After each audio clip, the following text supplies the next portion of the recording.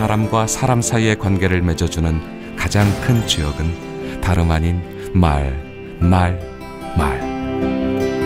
하고 싶은 말을 어떻게 전달할 것이냐, 듣고 싶은 이야기를 어떻게 끌어낼 것이냐, 당신의 사회생활을 성공으로 이끌어줄 커뮤니케이션 기술, 지금부터 시작합니다.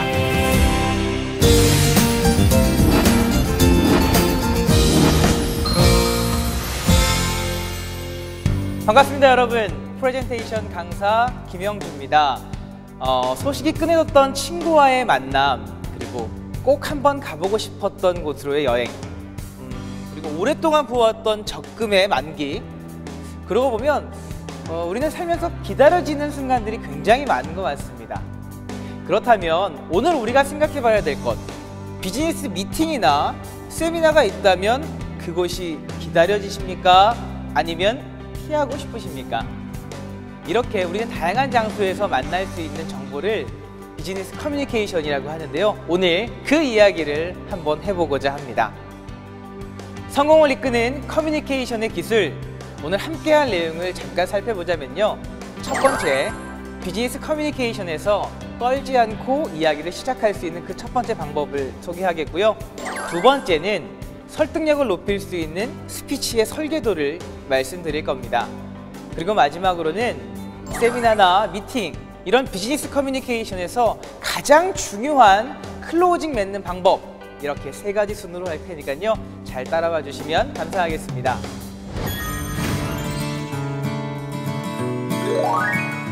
이것을 하기 위해서는 약간의 훈련이 좀 필요합니다. 세미나를 시작하시거나 혹은 미팅을 시작할 때 사람들이 있다면요, 먼저 메시지를 전달하시기 전에 먼저 이렇게 앞에 앉아 계신 분들이 계실 거예요. 혹은 옆에 계신 분들이 계실 겁니다.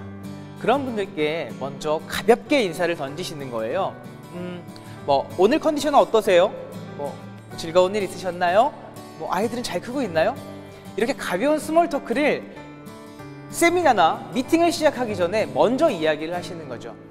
이렇게 앞에 앉아 있는, 혹은 발표를 하기 전에 나의 팬을 만들어 둔다 하는 것은 세미나 시작이나 혹은 미팅 시작 때 굉장한 힘이 될 겁니다. 이런 오프닝 과정에서 했던 이야기에 이어서 특급 비밀 하나 소개해 드릴까요? 네, 그거는요, 선칭소라고 하는 비밀입니다. 선물, 칭찬, 소품, 이건데요. 우리가 세미나나 홈 미팅 이런 걸 하게 됐을 때 사람들 앞에서 많이들 서서 이야기를 할 때 보면은 분명히 저에게 참여해 주시는 분들이 있죠. 그런 분들께 드릴 수 있는 작은 선물을 준비를 하세요. 그리고 두 번째, 공개적으로 대답을 해주시는 분에게 칭찬을 해주시는 겁니다. 마지막으로 세 번째는 무언가 보여줄 수 있는 시험품이나 소품이 있다면 이렇게 우리가 인쇄되어 있는 인쇄물이 아닌 직접 눈으로 보여주세요. 이렇게 오프닝에서 청중의 마음을 사고 눈을 살 수 있다면 여러분의 오프닝, 세미나와 미팅에서 굉장히 기다려 주실 겁니다.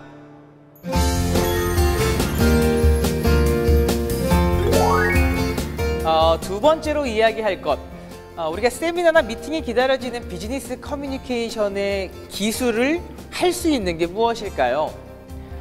그건 바로 우리가 말이잖아요. 말 한마디에 천냥빚을 갚는다라고 하는 그 쉬운 속담처럼 어떤 말을 하느냐, 그리고 어떻게 말을 전달하느냐에 따라 우리 여러분들의 인상이 달라지고 또한 신뢰도도 높아질 수 있을 텐데요.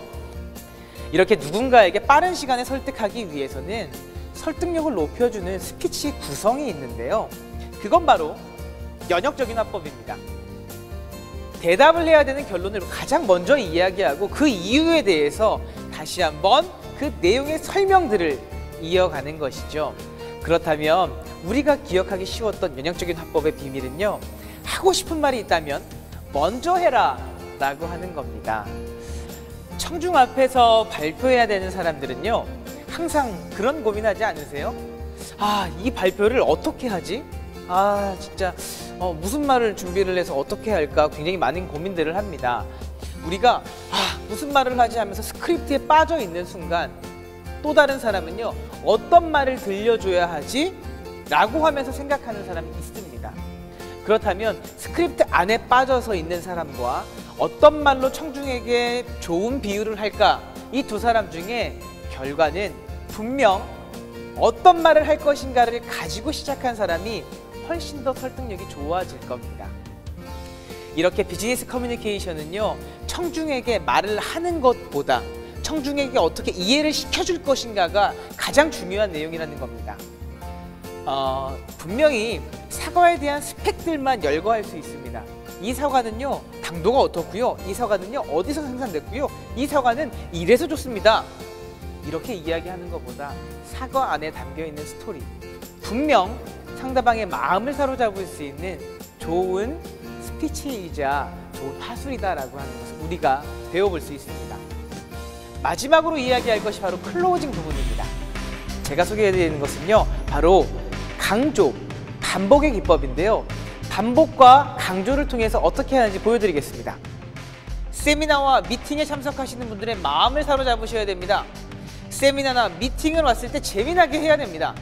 세미나나 미팅을 했을 때 보다 유익한 정보를 얻어가야 됩니다. 그래서 세미나와 미팅을 하실 때는 보다 즐겁고 기다려지게 만들어지셔야 합니다. 세미나와 미팅이라고 하는 이야기를 제가 주기적으로 반복을 했죠. 이렇게 중요한 키워드를 반복해서 만드는 것, 바로 클로징의 임팩트와 기억력을 높일 수 있는 방법이라는 겁니다. 세미나와 미팅을 준비하시는 우리 리더님들, 이거 하나 기억해 주실래요? 우리 리더님들의 열정은 전염된다라고 하는 사실입니다. 다소 발음이 좀 뭉개지면 어때요?